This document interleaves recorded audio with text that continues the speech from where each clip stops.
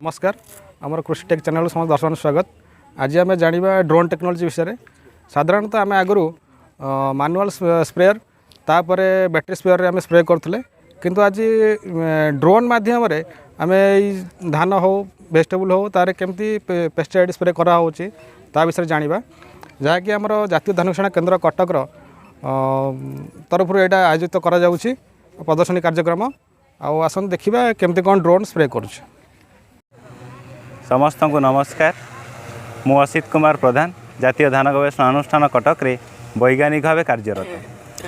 तो आज जो प्रोग्राम टी चली ये प्रोग्राम टी केंद्र सरकार को योजना अंतर्भुक्त कृषि यंत्रीकरण अभियान अधीन आसुच।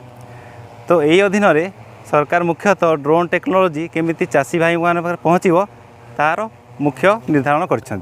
तो यही योजना माध्यम आम प्रथमे ये मणिहाट गाँटी को निर्णय करूँ। तो यही योजना मुख्यतः सरकार का लक्ष्य कौन रही ना मुख्यतः लेबर प्रॉब्लम आमर अच्छी। सेकेंडरे चाषी मैंने जिते स्प्रे करती से सीधा सड़क से कीटनाशक संस्पर्श में आसती। और तृतीय जिनटी कौन आमर नेचुराल प्राकृतिक संपदर संरक्षण जमीक जल।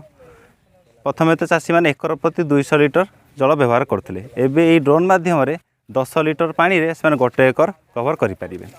आउ गोटे कौन रोचे ना यही ड्रोन मध्यम आर्थिक मूल्य से कमे खर्च कमे पारे। तो यही सब जिनस को लक्ष्य करी सरकार यही स्कीम टी को आरंभ करिसेंती। तो आम यही स्कीम टी को कटक तरफ 10 दिन 10टा भिन्न भिन्न जगार कर चाषी मान पाखे पहुँचेबू।